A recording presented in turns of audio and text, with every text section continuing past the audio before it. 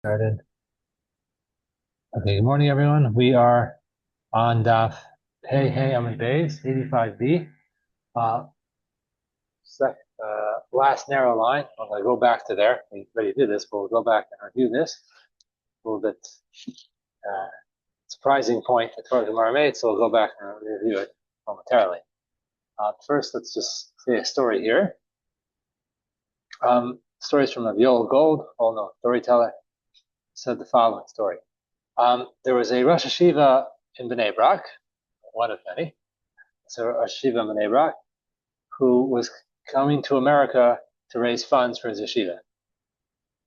And he hired a driver, a fellow who was familiar with the area, so he'd be able to, instead of trying to figure out where everyone lives, he was able to take him more quickly to the various donors who he wanted to ask for donations. So he flies into New York, and then one of his stops is the Five Towns, which is an area, suburban New York, and this driver is going to take him to a Mr. Fuchs, which is spelled Fuchs. Instead, he comes up, the driver pulls him up, says, okay, here's the door, here's the address.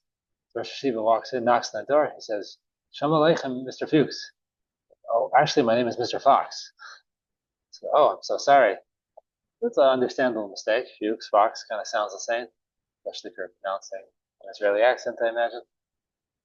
He says, I'm so sorry. He's about to turn around and go the other way. He says, but tell me why you're here. Maybe I can help you. He says, well, I have a yeshiva, I'm in Bnei Brak, and I'm connecting. He says, come on in. So he invites him in. He talks about his yeshiva for a few minutes, gives him a very nice donation. This fellow, turns out, is not Mr. Fuchs, but it's Dr. Fox. He's a dermatologist in Five Towns, a fairly well-known dermatologist. And he gives him a donation, maybe a drink. He escorts him out. As Rashi was walking out, he turns around to walk towards the driver. And this Dr. Fox, the dermatologist, sees some sort of lesion on the back of his neck. And Dr. Fox says, wait a second, don't go anywhere. He says, let me take a look at that if you don't mind. Takes a look at it. He says, you have to come in tomorrow to my office. It's Sunday, I guess. He says, Monday morning, come into my office. We'll take a look at this in a more serious way. He did. So, hi, Baruch. Morning. Morning. And he took a look. He went in the next day, and it turns out it was I don't know exactly what it was, but it was an issue and needed to be treated with whatever chemo. I forgot, but and he did. He took care of it, and I think Baruch Hashem, he was fine. But it seems Rabbi Gold points out a good thing, an interesting point he makes that if everything would have worked out fine, and everything would have not worked out fine. Now, if he would have gone to this Mr. Fuchs instead of this Dr. Fox, we'd have never been able to treat this issue that he had, this medical issue, because he made a mistake. Because what he thought was the wrong direction, the wrong address, was actually the correct address. Saying when in the brachos, that's before, Dr. Gold as well. Hashem prepares the steps of a person. You think we're going one way, Hashem says, I have a better idea for you. We're going to go a different direction. So when we see that something's not working exactly as we want, it's undoubtedly the best thing that could possibly happen to us. Once in a while, we get a glimpse into see why. But when we do, it helps us have faith for the times we don't understand. But we have to remember that Hashem is taking care of us, even if we don't understand exactly why we're going right, or we think we should be going left. That wrong turn on the highway is really the best thing for us. Okay, so that's the story for today. And we're going to start with the Gemara. Let's take a nice drink here. Fine.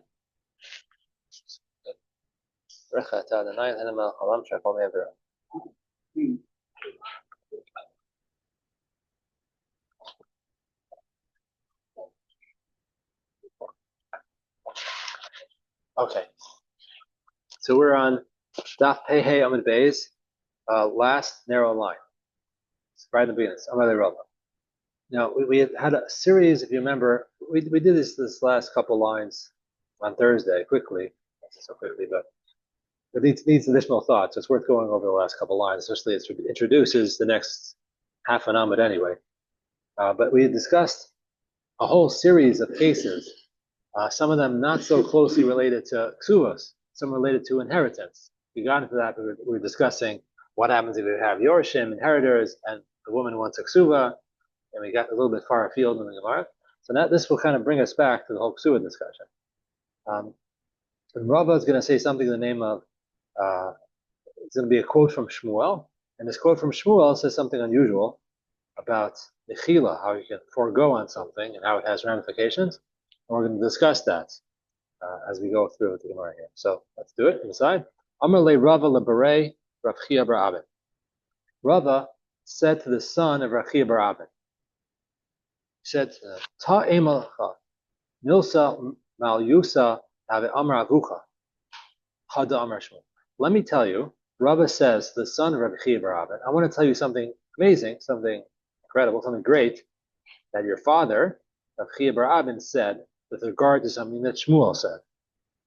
So we have a quote of Shmuel here, that Rava is saying over to the son of Rav Chia bar Abin.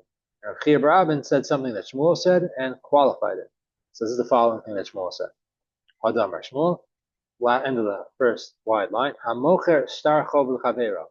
A person sells a shtar chov, like an IOU.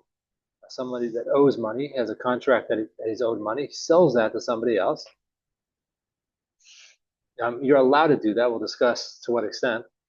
For example, Ruvain lends money to Shimon, and then Ruvain has a star that says Shimon owes him 100 zuz or whatever, and he sells that to somebody else for a discount, 80 zuz or something. Shekel, it's called shekel, whatever, for argument's sake. So then he does something strange. The chazar umachlo, and then the original lender, not the new owner of the contract, the original owner of the contract, Ruvain, the person who originally lent the money, is machal on the loan. He forgoes on that loan. Sounds strange, as we mentioned on Thursday. Machal, it works. It's a good mechila. He forgoes on that loan. We'll explain this second. Vafilu yoresh machal. Even if Ruvain in the meantime passed away, his son Yehuda inherits him. Now is the proud owner of this document. It was sold. Rather, it was sold before Yehuda got to it, and then Reuven passed away, and Yehuda says, "I'm mochel on it. I'm foregoing. It works also." Now, before we explain this, let's just continue. And this is what Rava tells the son of Rav Chia bar Abin, that Rav Chia bar Abin said to qualify Shmuel. He says, "Modeh Shmuel, though that's true, Shmuel admits, mechnesa shtar chov ba'ala, if a woman comes into the marriage, she brings an IOU, she's owed money, she brings this document, the shtar that she's owed money, she brings it into the marriage as nichsei milug, possessions that she brings in, that she maintains ownership of, but the husband has the right to inherit it, he has the right to get the fruit from it, if it's a piece of land, whatever, rental property, whatever it is, etc. Then and then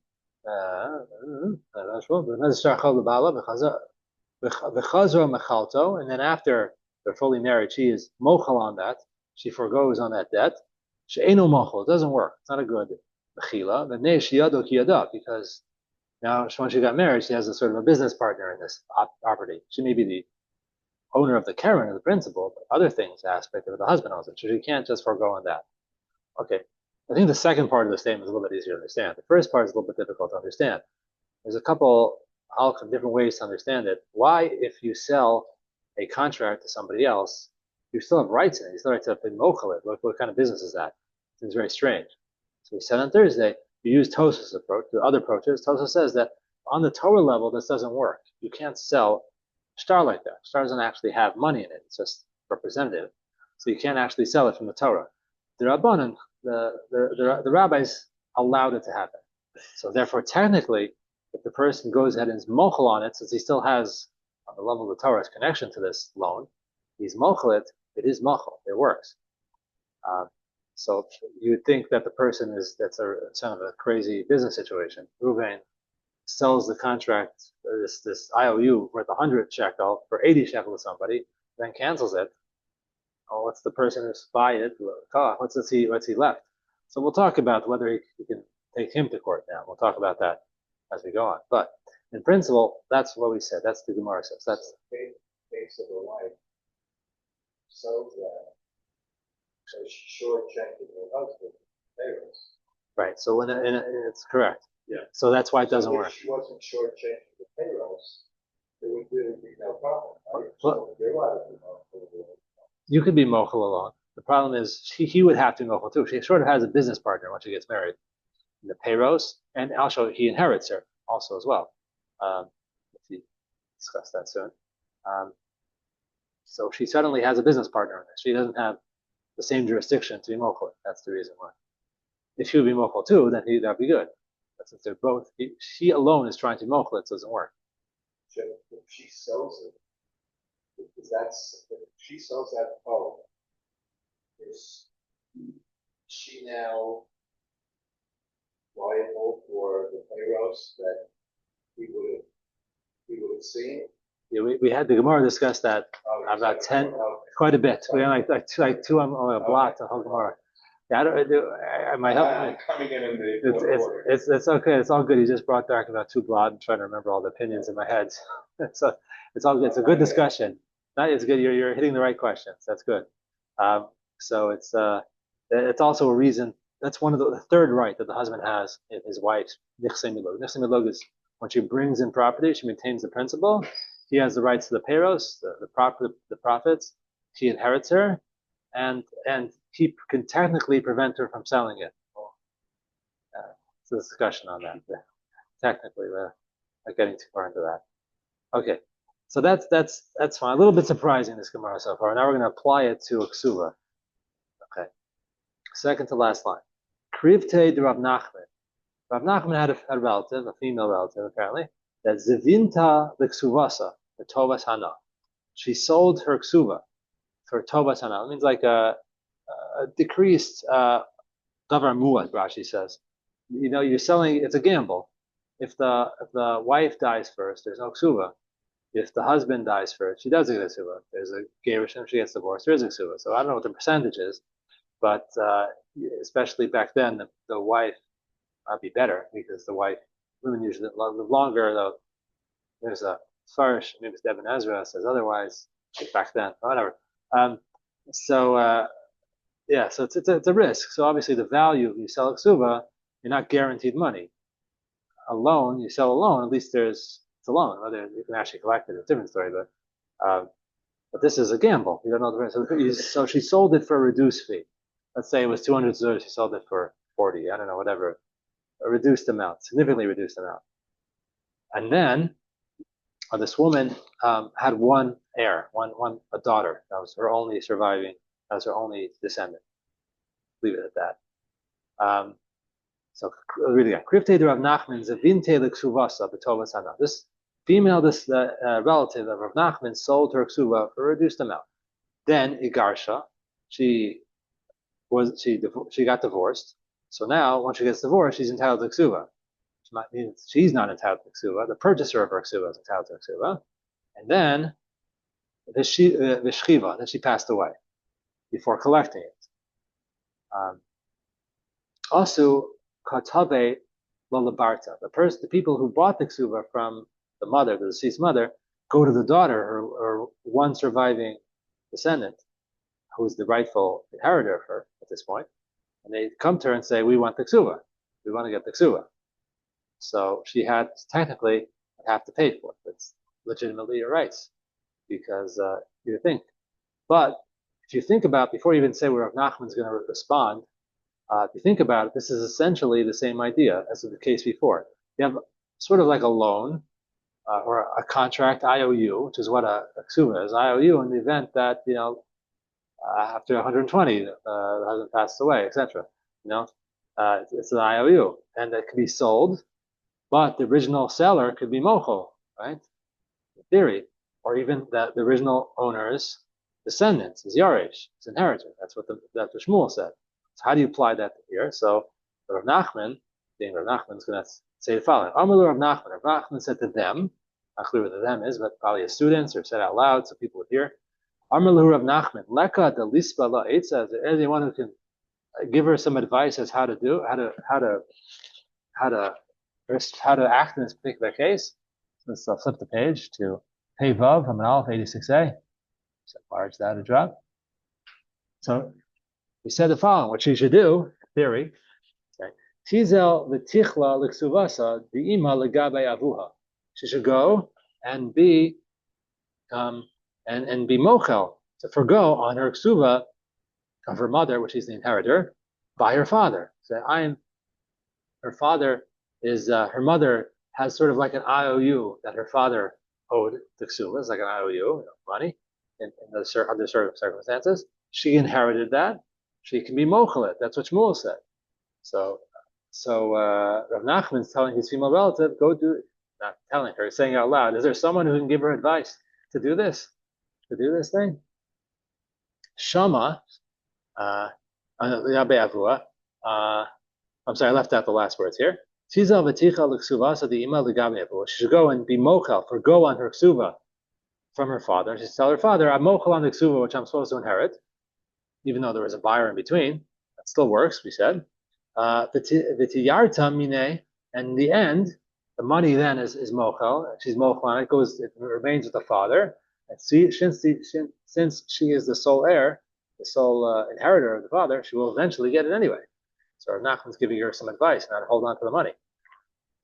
So Shama, she heard this, Azla Ichalta, and she went and was mochel on it.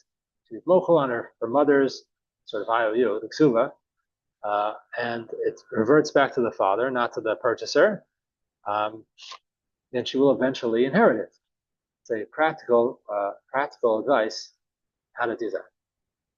So maybe wondering if Rav Nachman acted correctly, sort of giving them not for doing what Shmuel said, but that's not the angle of the Gemara, but he's acting a different way. So Amar Rav Nachman, Rav Nachman said, when we had the same conversation, this part of the conversation on Daf Nun Beis and the Beis with Rav Yochanan, giving his relatives some advice. So Amar Rav Nachman, Asinu atzmenu karachei dayanin. We made ourselves like warriors, is the modern translation, or thin, but it means like someone who jumps in to help advice on one of the two sides of a discussion. The Mishnah in Perkei Avos says not to do that. So Rav Nachman's questioning whether he did the right thing. I'm jumping in to help my relative in a case maybe I shouldn't be involved like that. So the Gemara says, "Mikara my savar or basof my savar." Well, originally what was he thinking, and after the fact what was he thinking? Well, and originally he thought it was a good idea because he did it, right? And after the fact, he regrets it. So what is his thought process? Was it a good thing to go give advice to two litigants, to one of the two? You're not supposed to do that, really, apparently. But Nachman was not on the best. He just, well, somebody go tell my niece or whatever. Yeah, he told to his students or somebody. Somebody who's going to go tell let's say his niece or whatever, how to get out of paying this, And she heard it, and she went and did it. So is it the right thing to do? What was he thinking originally? This is the correct way to act, and afterwards he thought it's the wrong way to act. What's the havamina? What's the maskana basically? What was he thinking originally, and why did he have regrets afterwards? So it says mikara. So mikara savar umibisarcha lo tisale. He originally thought, based on the pasuk in Yeshaya, from your own flesh, don't blind yourself. Don't hide yourself. Don't hide. In other words, you can't, from your own relative, you have to take care of them. There's a special talks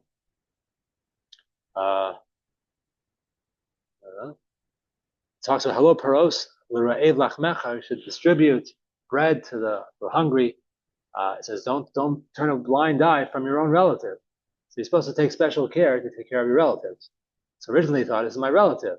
I have to jump in, even though you're not supposed to really be an orach din. You're not supposed to be like be a lawyer. That's fine. But you're not in a court case. You're not based on Mishnah Navos. You're not really supposed to take sides. But when the pasuk says you have to look out for your relatives, he said I have to look out for my relatives. So that's why I do have to jump in. And afterwards he thought the sov savar adam chashuv shiny. In the end, no, a person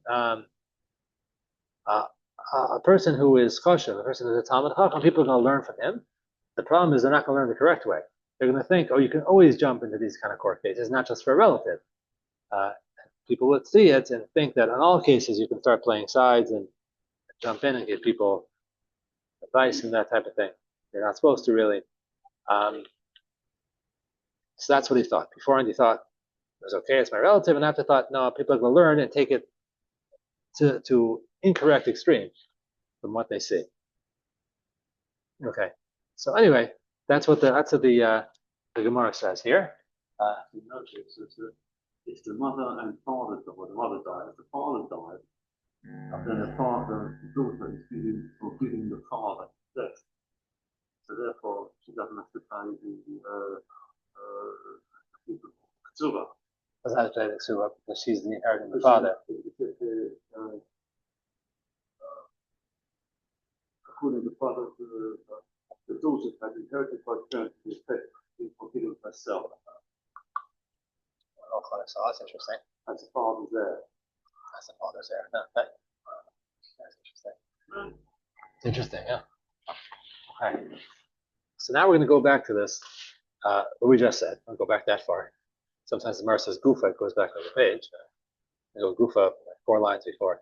So the Gemara is going to say Gufa. We're going to go back to what we said before. This whole idea of Shmuel, that the person lends money to someone, has a shtar, a contract, they lent the money, and now he sells that contract to someone for probably reduced cost, he can be mochel on it.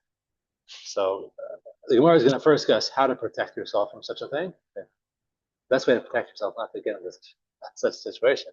Don't buy such a contract. But if you did, how to protect yourself? And second, the Gemara is going to question: is there some sort of restitution? Is there some way to get your money back if somebody did this to you? So let's discuss that. Gufa Amar Shmuel. Shmuel says as follows: Hamocher shtar chov lechavero. Person who sells his the contract that says he's owed money to somebody else. In other words, as we had, Reuven lends money to Shimon. Reuven sells the contract to Levi. The chazer mochel, and Reuven goes ahead and mochel. He forgoes on that contract that's now being held by Levi. Mochel, it works. Bafilo yoresh mochel. Even if Reuven lent money to Shimon, he sold the contract to Levi. Then Reuven dies, and his son Yehuda inherits him. Even Yehuda can be mochel on it. We said that before, and we're going to look at this. So Amar Rav Huna bereid Rav Yeshua. Rav Huna, the son of Yeshua, said this following: if he's a smart fellow, this Levi who bought this contract, guy who bought the contract, not the original lender, guy who bought it, if he's wise, mikarkesh le zuze, because of le shtara bishmei. What he should do is sort of pay off. I don't know if that's the right word, but maybe it is the right word. The fellow who borrowed the money, and so that he can write a new contract. What does that mean? That means that Reuven lent money to Shimon. Reuven lent money to Shimon. Sold the contract. Reuven sent the contract to Levi. Levi knows that Reuven can technically be mochel. If he doesn't know, should know. Reuven can be forego on this loan, which is a problem. What should he do? Why would Reuven want to forgo on the loan? He has nothing to gain anymore out of it. Presumably, there's some sort of kinunya, some sort of under the table deal going on between Reuven and Levi. He'll be mochel his loan of 100 that's no longer his for 50 shekel or whatever it is. So, if you're smart, what he says to do, says Rav Huna bereid Yeshua, is jump the gun. First, get in there and speak to the person who borrowed, or Shimon, and say, here, I'll make you a contract for 60, whatever it is. I'll have another contract of 60 that's owed 60, and instead, if in fact Reuven is or whatever the numbers are, to make it more worth his while, if in the event that Reuven does this mechila thing, I'll make it worth your while. So pay him off, and this way you have a second contract that says in the event that this gets mochel, you have a second contract to deal with, to have in your favor. This was covered before. Oh no, yeah. Okay. I don't understand how somebody could be mochel. If the loan is now the paper, the IOU, has been sold. Yeah. So now the relationships are different. now the original owner has no say. There should be no code. So how does he go ahead and local something? That's like if I went ahead and took your car, sold it to somebody else. How can I sell your car? Right. So the IOU is no longer belongs to the lender. Right. The lender has no say because he Sold. subbed that out. He sold that. So what code does he have? Right. You're asking, once you sell something, it's no longer yours. It's not So how do you go ahead and local something that's not yours? so Because if you lent me 100 shekels, Yeah. right, and I sold it to Yitzchak for 80, I still owe you the money. I still owe you the money, but I sold it on to Yitzchak, right? And Yitzchak basically owes you the money. But I have the paper. But you forgive me. You forgive me for the 100 seconds. You're just a friend. I won the lottery. Forget the 100 seconds. You can't. It's not yours. It's So- not yours to forgive. yeah. Well, I think the Rishonim asked this question. Their question is, their point is addressed by the Rishonim. All of them. I saw Tosfos, I think. But they all do. And it's a question. There are three different approaches, I think, or at least two, to explain this. This is the question. I'm just going with Tosfos. Tosfos says the reason is because at least we still have trouble understanding it, but at least we have some sort of answer to this question. And on the level of Torah, you can't sell a contract like that. You're not allowed to. It doesn't work. Only on the level of the Rabbanan. The rabbi says it works. You're allowed to sell that contract. That's why you can sell a ksuva. Ksuva is the same way. How can you sell a ksuva? Same idea. You really can't technically sell it, but the rabbis went along and said you can. The Rabbanan said you can. So because of that, then on the level of the Torah, you still have a connection to it. Because it's really yours. Only the Rabbanan does the sale work. Yeah, right? So the sale of that contract doesn't work. So therefore, technically, you can mochl it. You may ask some questions. We know that throughout Shas, we see the concept that hefker bez and hefker, that Chazal have the power, when it certainly comes to money, to absolve things, complete control of how monetary things work. So why don't they have complete control of this too? I don't know. But on some level, since on the Torah level, it still belongs to him, but it's not a valid sale of a contract like that. So therefore, he has the right to do mechila on it, says Shmuel. It brings up questions. I know. It doesn't. It sounds like it's half faith. That's the problem. If you're going to turn it over to the Rabbanan, So turn it over entirely. Yeah. go halfway. Go the whole way, and Yeah. We say that the Rabbanan could be mafkia kedushin minay. That could be uproot of kedushin, marriage. How does that work? Oh, because he married with money, and hefker bez and hefker. We ask a question about what about a star, what about bia, but that's Chazal have complete control of the money. That's hefker bez and hefker. Right? Why not here? I don't know. It's at least an answer. I don't know. It's a good question. The answer. There's a lot of questions here. Not an easy one. Yeah. Okay. So we go on. Now we're going to ask what happened. So he did this. Okay. Why it works, we're not 100% clear. The fact that it works, okay. Person could be mochel on a loan that he sold already. So what about this poor guy Levi? Assuming they didn't have some backhanded deal going on, which same thing Mara just suspected of. But let's say he doesn't. Let's say just Ruvain sold it to Levi, and he likes Shimon. Shimon's a nice guy. I'm gonna be mochel on his loan. So then what's Levi gonna do? Levi just lost 80 shekel out of a 100 shekel contract. So does he have any? Can he get back his money from Ruvain? He caused him damage. Ruvain didn't go and didn't burn down his vineyard, but he did cause him some damage. So Amar Amemar, it's about a third way down, a quarter way down.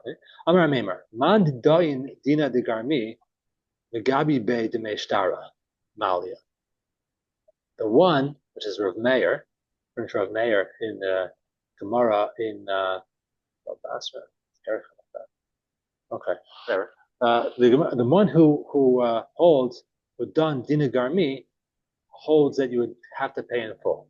Garmi is when you cause someone damage. The classical example there in, I think it's Baba Basra, that if somebody, uh, he knocks down, I forgot how he damaged somebody else's fence, and it causes him, it causes that the produce to grow together. This would be a vineyard, maybe Raisa, and something else, and it causes it to be kilayim. It causes it to be um, two species growing together, and therefore it's kilayim. It's grafting, whatever the word is, and then you have to burn it. Anyway, so it's not the Matthias of how the fence got knocked down. You didn't directly cause the person damage. It's kind of like you you threw fire. This is complicated grama, like causing subsequent damage to someone. But let's say you threw fire 5 feet from somebody's field, then the fire starts to spread. 5 feet is not a good example, and then it eventually spreads out, or you open up a dam of water, and the water eventually runs down and washes away the entire vineyard crop, right? So you didn't do it; the field did. So it's kind of indirect damage. Garmi, when it applies and doesn't apply, it's complicated. But the idea is you're not directly causing the damage. If you break someone's jug with a stick, you cause direct damage.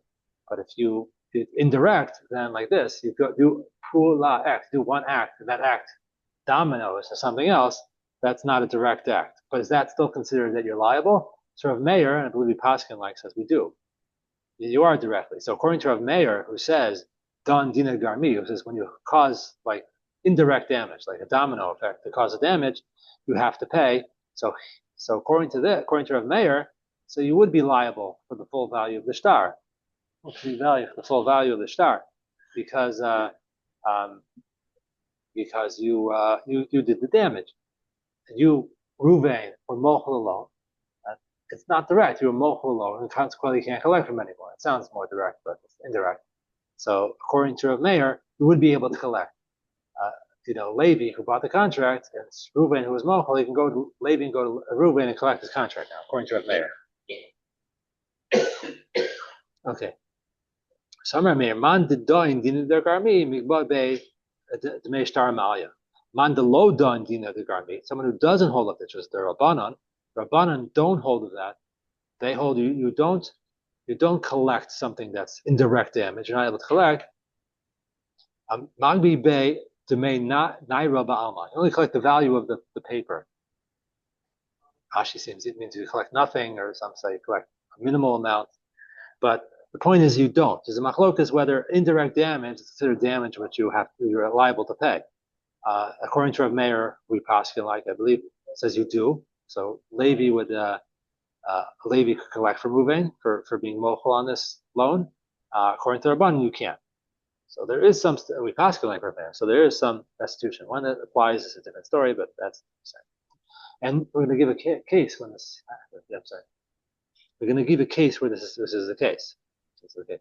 I understand what talking about. If I lent, so 100 shekel, right? I have a star for 100 shekel, right? Now, this cop buys that star off me because I'm not sure if he can pay me. He gives me 80 shekel for my star note. This cop has got the star, right? Now, it has to be on there that Smitty owes this cop the money, not me. So it's right, it's a completely different contract. No, it's the same. I don't know exactly how they do that, but they. Is that what I'm saying? I don't know exactly what they write on the contract. A new contract would be completely different. Because it speaks as an agreement. It's got money. I think that's why the reason why it only works through a bun, it doesn't work through Raisa. There's no actual value in it. It's like I didn't learn the whole sugya here, but it's the selling of contracts, the whole sugya in and of itself. It's a whole matter to look into. But it's difficult. It is difficult. Why it works? It is difficult. Yeah. Anyway, but for those who, if you have a strong sense of justice, like I think we do as Westerners, then we were very happy with Meir's psak that we can collect back his money. because he collected money back. So we're going to give an example here of a case where they did. The person had the exact same thing. Reuven lent Shimon money, and he sold the IOU to Levi. Reuven went and mochled it, and then Levi wants his money back, and he got the money back. That's the case here. Ahu Avda was a case, a real life case. The Kafi Rafram the Rav Ashi. Rav Ashi was the judge in the case, and Rafram was the one who bought the contract. And he said, I want my money back. He was mochel on it, I want my money back. Rafram was public son. He was a Talmud Chacham. The Agbebe Kashura L'Talmi. Rav Ashi, the judge, he's throwing proofs why he's right at the judge. Rav Ashi. Rafram kept on telling him, this is why he owes me money, and this is the proof. And he kept on hitting him with proofs until he was kind of forced to pay every penny back that he owed. How extensive did he collect his money so completely, which is halacha, but kashur l'tzalmi, like a little stick, it's a little that they use for engraving, sketching, images, whatever. Something that has to be that's very, very precise, very fine. That's that I read the example so well, but he assured that he collected every penny back from that IOU that he had that was sold. So we do collect. Okay, so now the Gemara is going to go on to bring us back to the world of Kesuvos slowly. So Amar Ameimar says as follows. This is more of a relevant case. This is kind of the cases like we were at before we got into this whole discussion. That went on for a few amudim here. So Amar Ameimar says the following. Amar Ameimar Mishmei de Rab Chama. Ameimar says the name of Rab Chana. Haiman diika ale Kesuvos isha o balcho. A person who owes a ksuva to his wife. The Ritva explains that he divorced his wife, so he owes her a ksuva. He's still alive and well. There's only 2 times, it's either he's passed away or he divorces her. So the Ritva explains he divorced his wife, and now he has 2 people coming to collect from him. He has his wife who wants her, let's say, 200 zuz, and the Baal Chov, person who is creditor, who also wants his 200 zuz. No. Sorry, we're going back. We're putting a new. We're moving all the way back from this. There's a case. No one's selling anything anymore. It's just a regular guy, not a business guy who's selling things like this. A regular guy, who owes money to one guy, and now he divorced his wife, so he owes his wife a ksuba. No selling contracts. He just happens to have a loan. He owes money to someone. No selling anything. He lent money to Shimon, and he owes him money, and Shimon wants to collect the money. No contracts were sold. It's a regular case of a debt. Regular case of a ksuba, of a guy who divorced his wife, and a regular case of a debt that a guy owes money to somebody. The same thing. Difference when that loan was executed. In other words, was he married, owed the ksuba, and then he entered a case of a loan, or the loan before he got that? Yeah, that's a very good question. The assumption, there's a shibud on the ksuba, for example, that the karkos, we discussed this, that the loan also, but specifically the ksuba has a shibud on it. So the date of the ksuba, anything sold after that is leaned to the ksuba. When is a very good question. What came first? And the Mishnah the Gemara doesn't discuss that. It almost sounds like they're equal weight. They're coming in, both of them.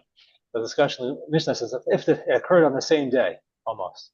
It sounds like they both have equal claim on the same money. We'll discuss if there is the same money. Yeah, it's a good question. But the assumption of the Gemara seems to be that neither of them has rights in terms of time. Neither of them has precedent. Correct, exactly. It's just one happens to be a ksuba and one happens to be a loan. That's the only distinction. Let's say the Baal died, and his whole estate was 200 zuz. Right. The ksuba is 200 zuz. That's all he has left in the world. Right. So if he owes money, and yes, he owes money on a private loan, and he owes money to a ksuba, the woman would get 100, and then the loan would be fulfilled by 100. Well, we'll discuss that. They're that equal? No, we're going to discuss that. You would think that, right? 2 people, dechloko, or you said that kind of thinking, but not. We're going to see what happens. We're going to see that actually we have to decide who gets the money, who gets the property. We'll discuss. It's interesting. But the Gemara Ritva says that the case is that the Baal is alive. It's a case of divorce. So he's alive, and we'll see why it makes sense. So Amar Meir, Mishmeid Rav Chama. Amar said the name of Rav Chama. Hai man di'ikale ksuvas isho balchov. He has two people trying to collect from him. His wife, who he divorced, wants her 200 zuz, and the fellow who he lent money from also wants his, say, 200 zuz. Visle ara, visle zuze. This fellow has more than 200. He has, let's say, 200 more than that. He has land and he has money. He has cash, coins. So the Gemara says, lebal chov, or Meimar says this, the bal chov misalkin le bezuzeh. The creditor, you give him the cash, give him the coins. Or the isha misalkin labara. The woman, you give her land. Why? High kidine, the high kidine. Each one according to its laws or its matter. Why? Because when you borrow money from someone, what does he give you? He gives you money. So when you pay him back, you give him back money. Ksuva is lien to land principle. We talked about the gonim. This is a collection of even movable items, but in principle, it's a lien to land. So when she comes to collect her ksuva, you give her the land. So in other words, all things being equal, a creditor and a wife, you have money, you have land, you don't have enough money for each of them, so you give the money to the guy who gave you money, you give him back his money, not the same money, different money, and the land you give to the wife. Everyone gets it their own matter. The appropriate thing gets returned. Okay, so that seems to be pretty straightforward. But what about this? What happens if this fellow who owes his wife ksuva, and he owes the creditor money as well, and he only has one property, he doesn't have money? It's only enough for one of them. What does he do? It's only enough for one. What do you do? Or says, don't split it. Interestingly, it says, lebal chov yabin alei, leisha lo yabin alei. Interesting, it said both. Like we couldn't figure out which one, but obviously it says one, you go with one, not the other. But interestingly, so lebal chov yabin alei, leisha lo yabin alei. So you give it to the creditor and not to the wife. What's the reason? You have two competing reasons why you give. Why do you give to? Not from a personal level, on a global public policy level, so to speak. Why would you give to the creditor? Because there's a general concern of Chazal, no dalas b'nei lovin. You shouldn't create a situation where people are not going to want to lend money. If a creditor doesn't get his money back, people are going to say, "Oh, you can't get your money back. I don't want to lend money anymore." You kind of assure that the creditor gets his money back to solve that problem. There's another competing svara to give the woman, and that is the shumchina. We discussed this before. That if women see they're not going to be able to collect their ksuva, they're not going to be so willing to get married. So you have two competing svaras to give the money. It's not like a public policy. Each one's equal. Who do you give to? If you give to the creditor, people say, "Oh, it's a safe bet to give you the loans." If you give to the woman, they're going to say, "Oh, it's a safe bet to get married." So which takes precedence? So. My time. Why do you give it to the creditor? More than a man wants to get married, a woman wants to get married. A woman is thinking about getting married from the time she's about 6 weeks old. 6 weeks old, a little bit later. But and a man, wants to get married as well. But for a woman, it's a much more pressing hope for a woman. So all things being equal, have the svara. If we don't give it to the creditor, people are not going to lend money. If we don't give it to the women are not going to get married. Or it says women are still going to want to get married. Even if they see once, twice, women don't get their ksuva, they still want to get married. So there's more of a pressing reason to give it to the creditor because of the slow no doubt with lovin. So we shouldn't prevent people from lending money. So therefore we give it to the creditor, says the Gemara. Okay. So now we're going to continue on a similar vein here. Okay. Amalei Rav Papa Rav Chama. Rav Papa said to Rav Chama. It's like a rhetorical, it's just a regular question. Is it true what you said in the name of Rava? Is this quote that Rav Papa says to Rav Chama, says, this quote that I heard you say, the name of Rava, is this accurate? What was the quote? Similar case, similar concept. Haiman demaski bezuze. Someone who borrowed money, he owes money now. Visle ara, and he has land to pay back, doesn't have money. Vasa balcho, and his creditor comes, but katavamine, he wants to get paid. He demands the money from him, says, come pay me. Farmerlay, so the person who owes the money, he says, Zil shakel me'ara, go take the money, take the land. That's also a viable way to pay a loan. Amrinan lay, this is the quote he's saying, Amrinan lay, Zil zaven at, the icy hadlik. You go sell it. You're the guy who owes me money. You go sell the land and bring me the cash. That's the Rav Papa wants to know. Rav Chama, did you hear that in the name of Rabbah? That's what you're supposed to do. Person comes to collect money he's owed. He offers him land. The guy can say, is that true? The guy could say, no, you go sell the land for your money. Amr lay lo. He said, no, I never said that. You can give him land. That's fine. So Emily Gufa de Uvda Hechihava. So what exactly was the case that Rava said this? That he has to sell it for cash. What exactly is that circumstance? So it's a different case, which we sort of punish the guy, we penalize the guy for not doing things properly. So Amr lay lo lo. Emily Gufa de Uvda Hechihava. So what was the case where Rava said this? So he said as follows: Amrli tola ma'osa b'ovetu chavim. Amrli. He says to him, tola ma'osa b'ovetu chavim.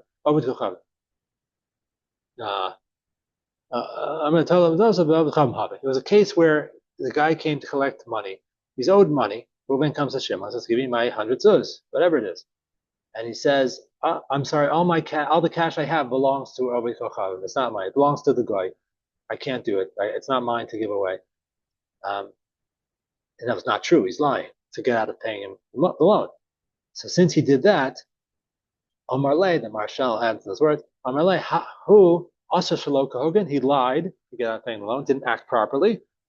Asa Shaloka Hogan, he didn't act properly. Afichach Asa Bo Shaloka Hogan, therefore we act with him not properly. And instead of just forcing him to give back the land, make him sell the land and give him money. We penalize him. In principle, you can pay back the loan with land. That's a fine way to do it. Don't have to only give cash. But the case was a guy who lied and said he didn't have cash because it all belonged to some guy. So because he lied to get out of paying a loan, so we penalize him, not say you can't pay back with land. You have to do some work and actually sell the land and bring actual cash to the creditor. Okay.